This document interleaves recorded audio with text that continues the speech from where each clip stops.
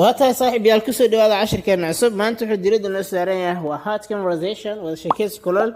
waxaa ku sheekaysan doonaa hooyo ay sidoo kale wiilkeeda wada sheekays dab ah oo dhaxmari doona wiilkaas uu wuxuu leeyahay san wiilka hello mommy hi hooyo hello mommy hi hooyo hooyada soo bud waxay leedahay hello son hi wiilkayga how was school sidoo ahaa iskuulka do you have homework exercise lagu soo diray how was school sidoo ahaa iskuulka do you have homework exercise lagu soo diray son wiilkaas uu wuxuu leeyahay yes I do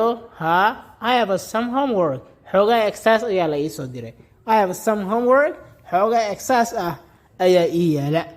mom hooyada soo bud waxay leedahay in what subjects maadooyinkeeba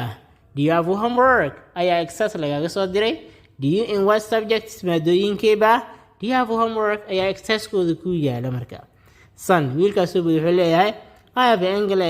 English mathematics social studies and practical arts waxaa homework waxaa exercise laga soo diray uu leeyahay englishka mathematics xisaabaadka social studies iyo barashada bulshada and practical arts iyo farshaxnada tababarka farshaxnada homework exercise-kooda ayaa ii yaala